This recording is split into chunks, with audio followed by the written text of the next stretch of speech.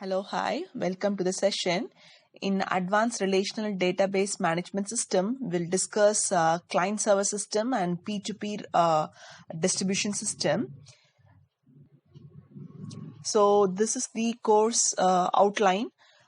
So first is about the introduction, and we'll see about the client-server models, types of models, and server types, and the client, logical tiers, physical tiers, and in peer-to-peer system, we'll see model pure and peer-to-peer hybrid and peer-to-peer system and summary.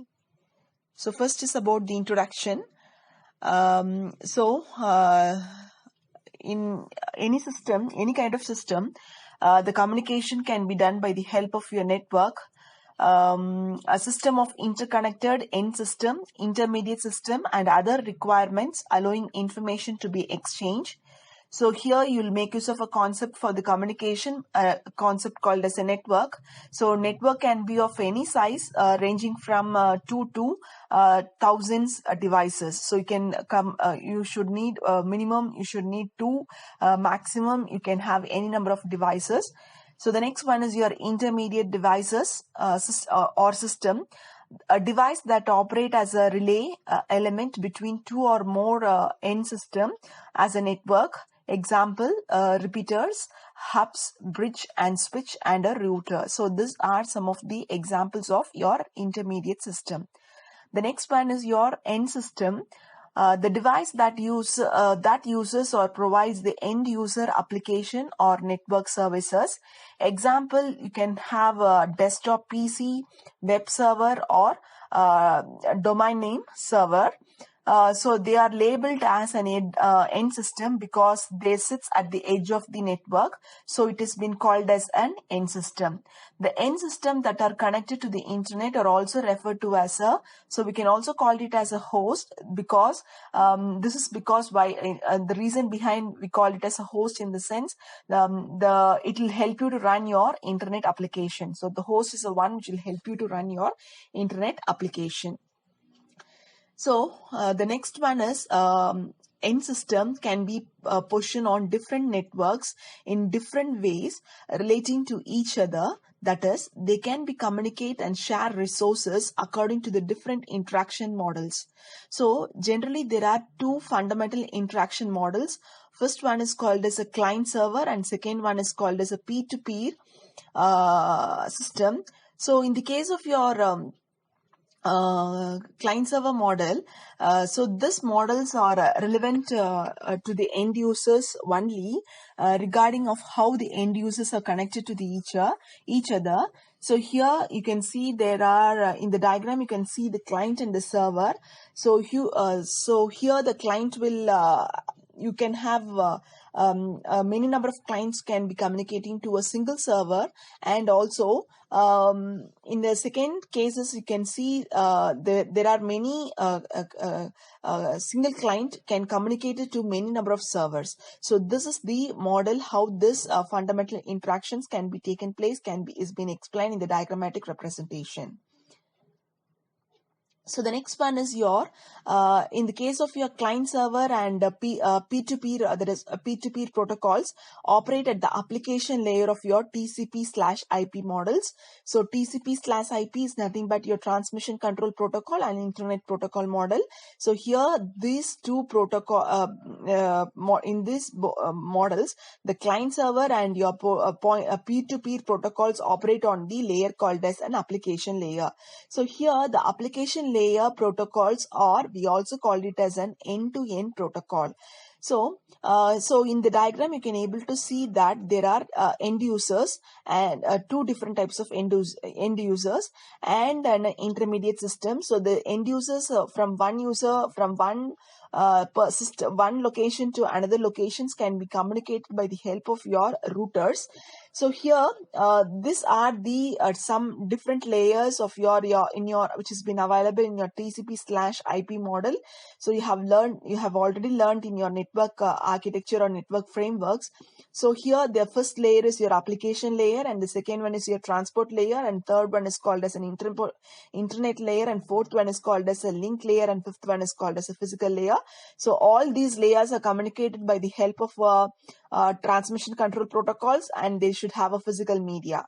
So this is here from the source to, so when a client is making a request to the server, so the client will have all these layers in order to communicate with the servers in a successful manner.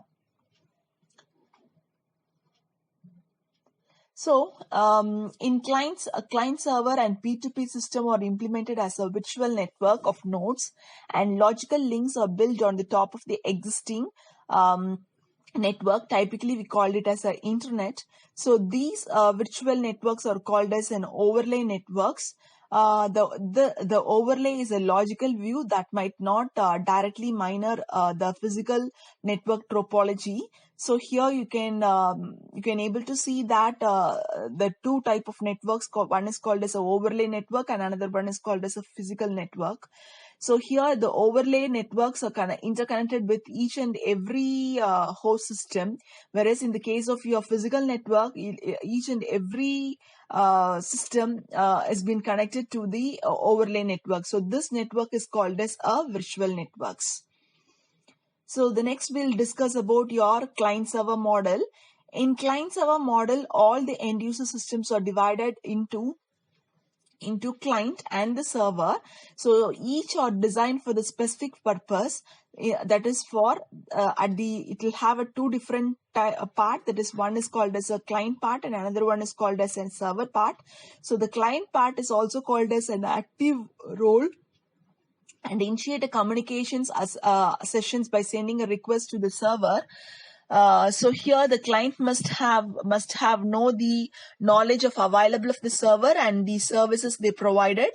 Client can communicate with the server only. They cannot see other. So you cannot see other client missions. So the next one is your server. The server will have a passion role and response to their client by acting on each request and returning results. One server generally supports many number of clients. So here the client will place it will not interact with the other client mission, whereas the server will interact with the many different type of user at a time. So that is the model of your client server models. So the next one is your hardware roles in your client server model. So the term client and the server are usually refers to the primary roles played by the network hardware. A client is usually something like a PC used by the individuals, and a primary initiates the conversation by sending a request. Server is usually a powerful machines dedicated to responding to the client request. Sitting in the server room somewhere that nobody but it's an administrator ever sees. So the server will perform its own job to the different client request passes by the client. So this can be done by the help of a system called as by the component called as an hardware. So the next one is your software role. So here the TCP/IP uses a different piece of software for any network protocols to implement client server roles. So the client software is usually founded on the client hardware and the server software on the server hardware, but not always. So some devices may run both client and the server software.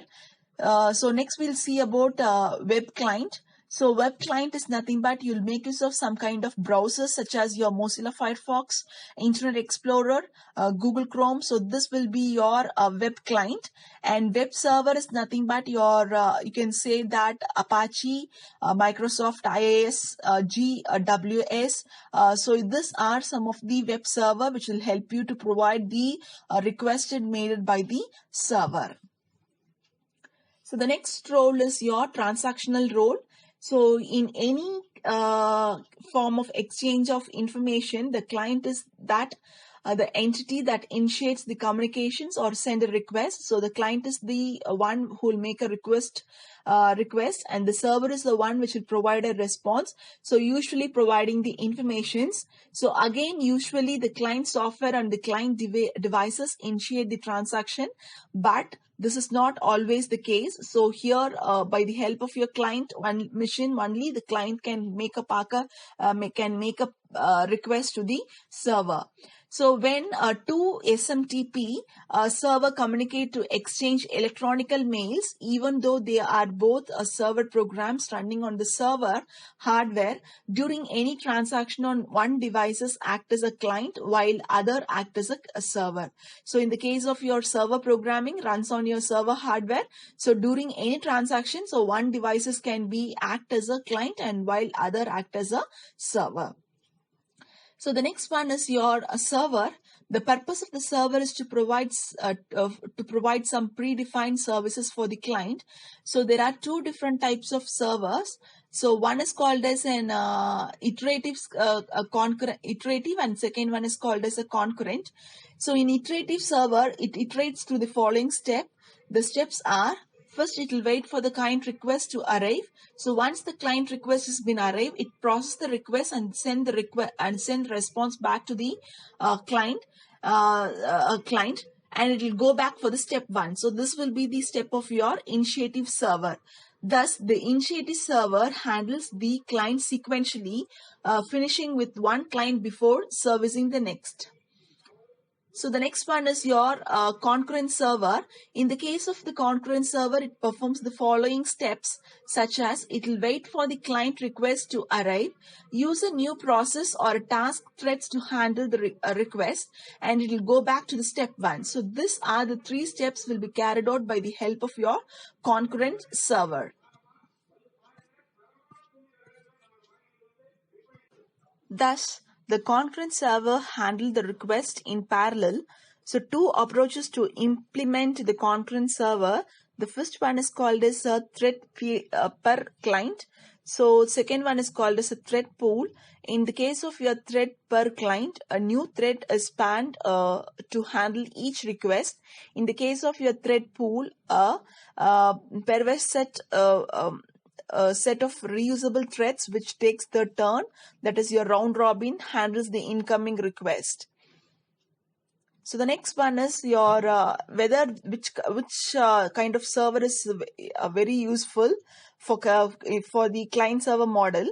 So either it is an interactive or concurrency. So we'll see the difference between your iterative and the concurrency future. In the case of your iterative design, it's quite simple and it is more suitable for the short duration services that exhibit relatively little variations with their execution time. That is, if the time to handle the client can be long, the waiting time experienced by the subsequent client may be unexpected. Internet services like echo and daytime are commonly implemented as iterative services. In the case of your concurrent design, it's more complex but yield better performance.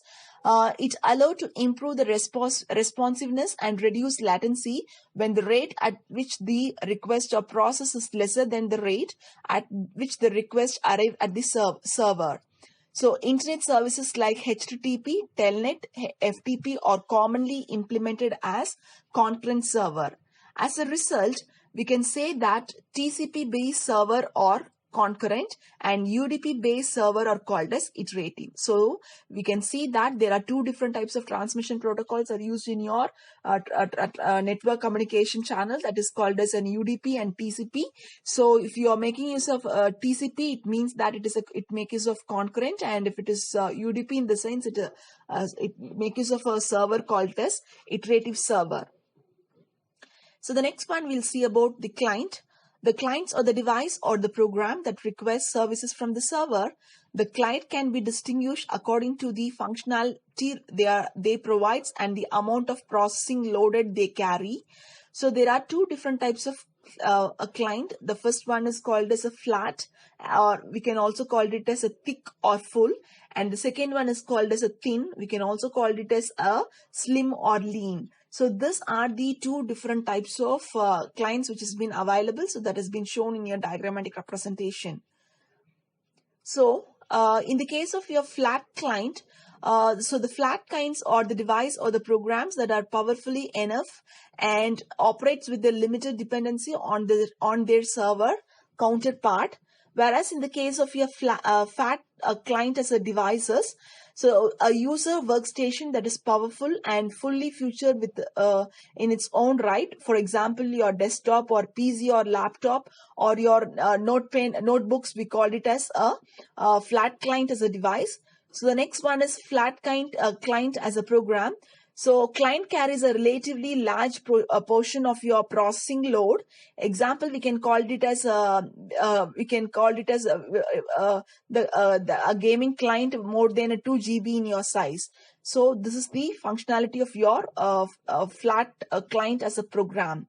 So in the case of your thin client, so the thin clients or the device program that have a very limited functionality and depend heavily on the server counterpart. The thin client as a server, as a devices, the user workstation that contains a minimal operating system and little or no storage devices. Example, you can call it as Sunray thin client in Latin room. That is an example for the thin client as a devices. In the case of your thin class as program, the client mainly provides user interfaces while bulk of processing occurs in a server. For example, OnLive gaming client. So this is about, you will have a 10 MB in size. So the next one, we can see that which type is better for the client side. So either it is a flat or thin. So here the both technology will have some positive aspects as well as the negative aspects. So we'll see the benefits of your thin system, client system. So no viruses or spywares, spam, theft, extra is being used. So here easy to keep the software properly configured and patch the total TOC, that is your total cost of your ownership. And you'll have a fewer points of failure in the case of your thin client system. So that is your disadvantage or negative of your thin client system is the servers or central point of this failure system tend to proprietary. Multimedia rich application requires a significant amount of bandwidth to function to their maximum potential. Example, OnLive recommends and 5 megabits of your connection speed or high.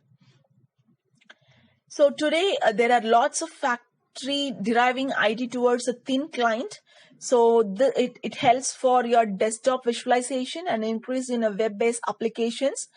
So high bandwidth LAN and WAN connections, data security concerns for energy servings, advanced in low cost computers, that is your notebooks, netbooks, possible net tops.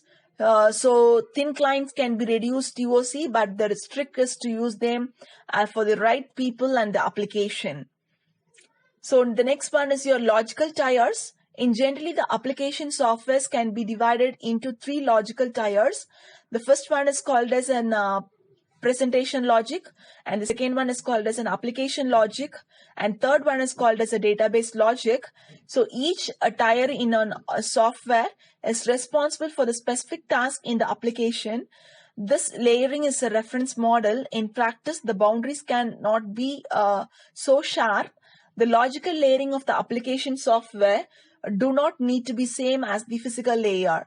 So here you can see that the application will have a 3 different tier. That is your logical tiers will have 3 things. That is your presentation logic tiers and your application logical tiers and your database logical tiers.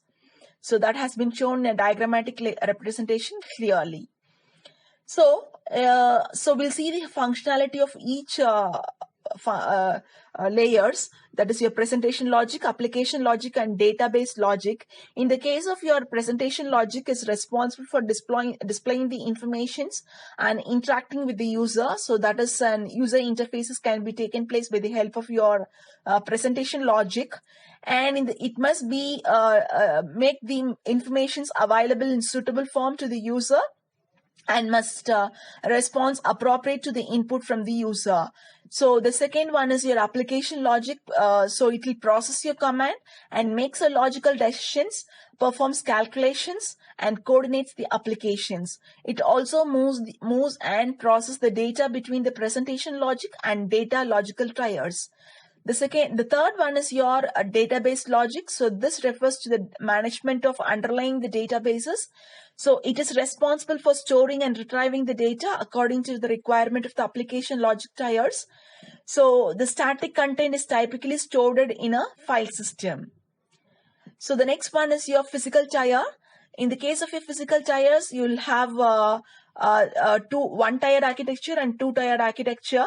So in the case of your one-tiered architecture is used to describe the system in which all the processing is done on the single host. So here the user can access such system through a display terminals, but what is display and how it is appeared is controlled by the mainframe systems. And in the case of your two-type architecture, we can shortly call it as a flat, so which is used to describe the client-server system, where the client requests resources and server responds directly to this request using their own resources. So here you will have a client and the server. So the client will make a request to the server and the server will provide a response. So that is called as a two-tier architecture. So here we'll see the difference between the logical tiers and the two physical tiers. So that has been shown in a diagrammatic representation. So here you'll have dump terminals, and with three layers, that is your presentation logics and application logic and database logic. In the case of your host-based processing, that is your mainframe. And in the case of your thin system, you'll have a presentations and as a single part, and your and in the case of your flat server, you'll have the three layers called as a presentation logic, application logic, and database logic. So this will be available at the server-based processing. So at the side of your client, you'll have two layers separately. That the first one is called as a presentation layer, and second one is called as an application layer at the side of your client. And in the case of your server, you'll have two layers. The one is called as an application layer, and the another one is called as a database layer.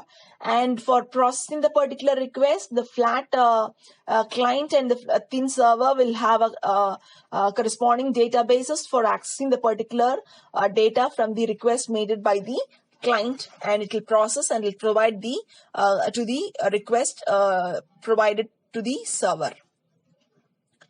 So the next one is your three-tier architecture. So this three-tier architecture is used to describe the client-server system, consisting of three different types of components, such as client, application server, and your database server. The client is the one which will request services, and application server whose task is to provide the request resources, but by calling on the database server.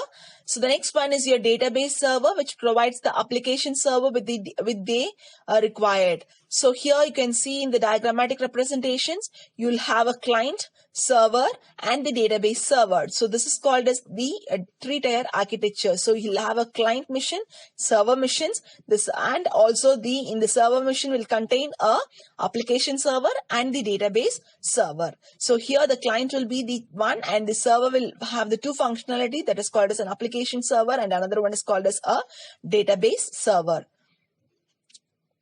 So the next one is your entire architecture. So this entire architecture is used to describe this client-server system, consists of more than three architecture.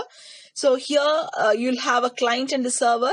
So in the client will be one part, and the server will contain many number of concepts or many type layers. So here the client is a single one, and the client can interact with the server by the application server, and the data will be available in the database server. So the client request will be accepted by the server, and by the help of your application server, and it will go and search for the particular request which has been available in the database, and it will search and will fetch the particular request, and will provide a response to the particular client request.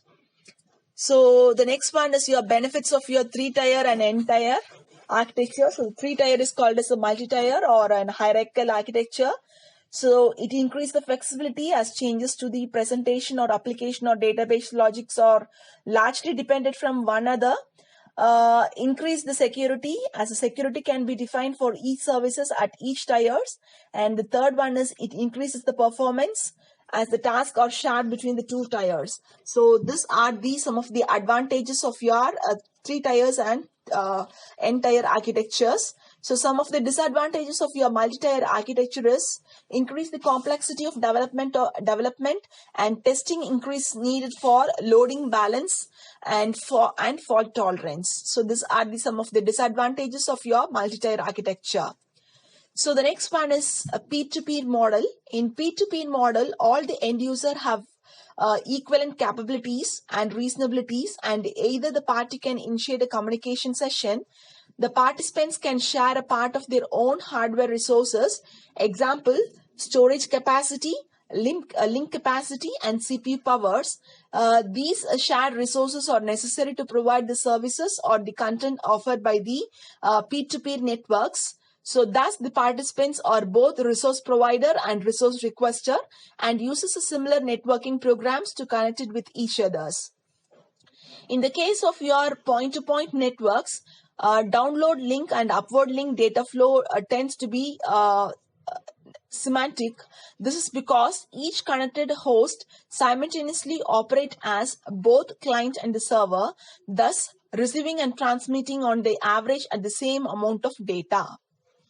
So in the case of your P2P model, do not have the notation of client or the server, but only equal peer that simultaneously functions both the client and the server. But for any communication sessions, we can still distinguish between request peer as a client and responding peer as a server. Again, this model is relevant to the end system only, regardless of how the end systems are connected to each other. So here you can see that how the peer-to-peer communication is being taken place. So peer is nothing but a client. One client can communicate with the one server, or one client can communicate with the many server. The server can communicate can make a request to the different number of clients at the same time. In the case of your point-to-point or peer-to-peer model. So some of the benefits of your peer-to-peer models: no need for dedicated application and database server. So improves the scalability and reliability. So these are the advantages of your peer-to-peer model. Some of the drawback of this peer-to-peer model is your poor security, lack of centralized control. The third one is computers with the shared resources may suffer from sluggish performance. So this is the drawback of your peer-to-peer models. Then the P2P networking allows easy to share and download copyrights file. So it is better or shortcoming. We'll see which one is better. So the next one is your pure peer-to-peer system. So here in the case of your pure point-to-point, the cooperative peer-to-peer self-organize themselves into an overlay network and store or relay data for each others. So there are two different types of peer-to-peer system. The one is called as a pure hybrid and the second one is called as a pure peer-to-peer system. So the pure peer-to-peer system has no centralized services of any kind. That is, the entire communications occurs among the connected peer without any assistance of any server. So in the case of your point-to-point system, so that will represents the reference type of peer-to-peer designs. Example of peer-to-peer systems are workgroups in Microsoft company networks and Freenet. So this is some of the example of your pure peer-to-peer systems. So the next one is your hybrid peer-to-peer system. The major challenge of your peer-to-peer system is how to achieve the efficient resource search. So by the help of your hybrid system, this can be overcome. So here in the case of your hybrid peer-to-peer system, which depends partially on the central server or allocates the selected function to the subset of the dedicated peers. So the central server acts as the central directories where either connected user or index context can be mapped to the concurrent locations. So dedicated peer directly controls the informations among the peer.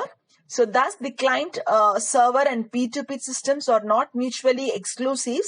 So some of the examples of your P2P systems are Usenet, Napster, Donkey 2000, BitTorrent. So these are some of the example of your hybrid point peer-to-peer systems. So we'll see this. Finally, we'll see the summary of your client server or versus your pure peer-to-peer system. So this some of the parametric metrics which will help you to compare these two models.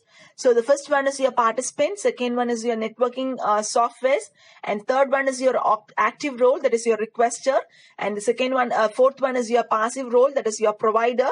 Then the interactions between the client and the server, service content resource provider. Then the next one is your theory data flow. So based upon this 7 different parametric metrics, you can able to measure the difference between the client server and pure P2P system. So here in the case of your client server, so they'll have participants both the client and the server. And in the case of networking software, they'll have a different for client and different server for the networking softwares. And in the case of your active role, they'll have a client only will be make a request, and in the case of your server, will provide a response for the particular request passes by the client. So the interaction will be client with the server. So the interaction can be taken place only with the client and with the server. So in the case of the service content or resource provider, the server will provide the resources for the client, and data flow will be asymmetric. In the case of your peer-to-peer system or peer-to-peer system, so they'll have an equal peer. So here equal number of peers can be there in the case of participant. And in the case of your network software, they are similar for all.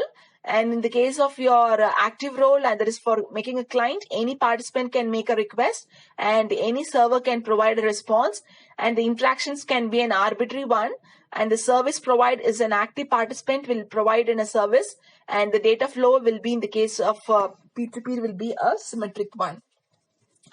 So the next one is some of the examples of your client server and your peer-to-peer communications.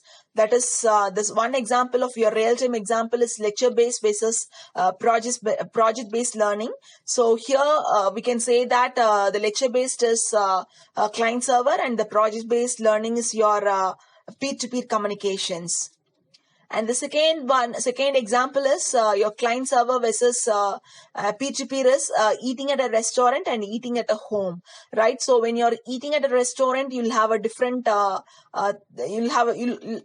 order the thing whatever you needed, and you'll eat at home. You'll provide a different type of services for your children, for your husband, and for your family members. Okay, so you'll be sitting at one place in the restaurant, and the server will provide the response for you.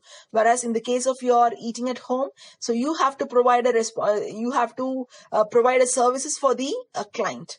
Okay, so that's it. Thank you for listening. Thank you all. Hello, hi.